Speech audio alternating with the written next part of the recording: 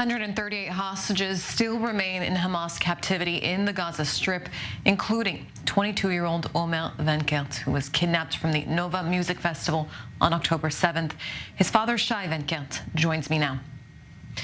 Shai, I want to thank you very much for taking the time to speak with me today. I can't imagine the torment your family has gone through. Hostage families met with Prime Minister Netanyahu and the War Cabinet earlier this week. What did you ask of them, and what did they tell you? Thank you. I didn't ask anything from the War Cabinet.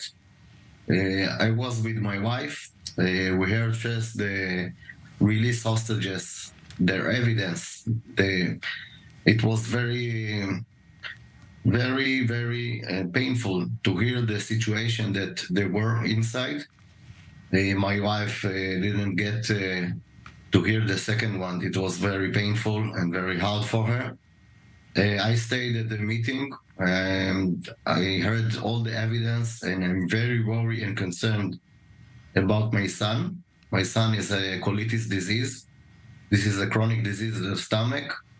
And as I heard from the evidence that they are not getting a medical aid or they're not getting a health treatment, and this is what I worry now. And the Red Cross is not going inside Gaza. I don't know the cause of it or what they are doing for it, but we do a lot of pressure of the Red Cross. A lot of pressure. And to that point, the Red Cross actually did go into Gaza several days ago, but they didn't visit the hostages when it's their duty to ensure the safety and well-being of all civilians there. What's your message to them? A part of the deal that was the truth that the Hamas will let the Red Cross to go inside. I don't think they asked for it. I don't think that they did their obligation or the commitment to do the humanitarian thing. The president of the Red Cross was in Gaza. She went inside to see only the hospitals of the Palestinians, and she didn't get any medicine or medical aid or sign of life from the hostages. So this is not a part of one side. You have to do the part of both sides. We all need the help of the Red Cross. She can conclude, you can conclude that if she is doing only one part, so I don't think they doing their job. Even though after 60 days, we had a meeting in Tel Aviv, in their office, and they asked about the condition, and they phoned to the health minister to get some information about my son, colitis. So I am very worried that they are not doing the job. 60 days, they had enough to do their job. We sent them letters, we sent them mails, and we came to them and we do a major effort. It's impossible to think that they are doing only one side. It's impossible to think about it. This is not humanitarian. This is not humanitarian. Shai, do you think that the government is doing enough to bring Omer and the other male hostages home? I think the government is doing the best they can.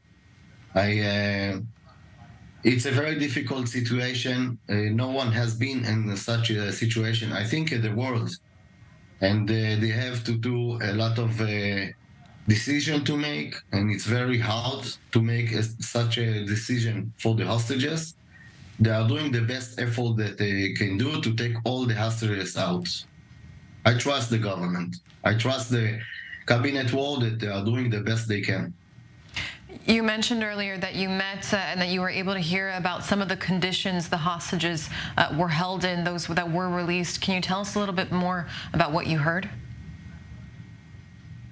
We heard some of the women that are so brave to came to this meeting and to speak out and to say the evidence.